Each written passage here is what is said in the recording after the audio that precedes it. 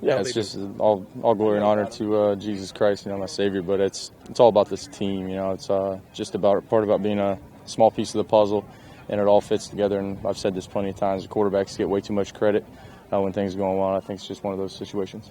Do you think you proved some people wrong or surprised some people? Certainly surprised, I would think. Sure. I mean, I'm not really concerned about that. My concern is, just our team and my faith from the teammates and the coaching staff. And it's just what happens in the locker room and about the Argonauts. And as long as we're doing right by our team and making sure that we're all together and on the same page, that's what's important.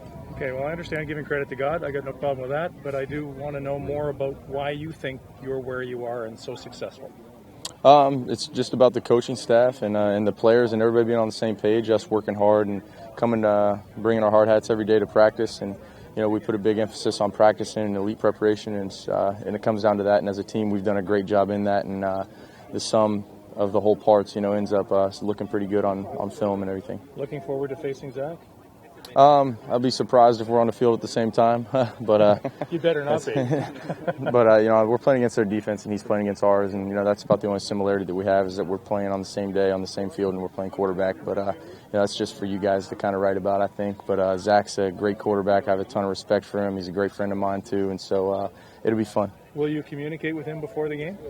If I see him out on the field, I'll probably say what's up to him, go say hey, make sure he's all right, and just kind of catch up for a second. But Zach and I are both extreme competitors. He's super competitive, and so am I. So we'll be both excited and getting our teams riled up going into the game. Back to last week, it was obviously a rough start, couple picks, 21-point deficit early. What was the secret to turning that game around and turning it into a win the way you guys did?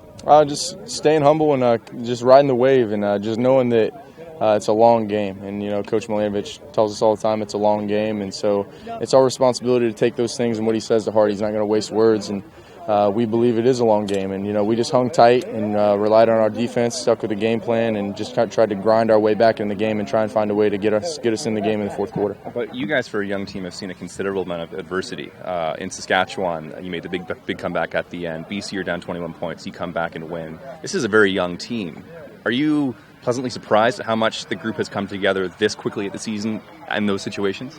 Sure. That's something you always wonder about, and you don't know if a team has it. You don't know if when you break down as family, if it really means something, if when you say you have each other's back, if it really means something. And I think we've proven that it does mean something to us, and we're just excited that we've had the opportunity to come back and we've capitalized on that. Now we don't want to make a habit out of it and fall into holes early, because these great teams across the CFL will you're not going to be able to do that every week, and so we want to make sure we get in the habit of starting fast. Now, you've played in a hostile environment like Ryderville in week 2, but you're heading into Hamilton. This is going to be your first career start in Tigertown.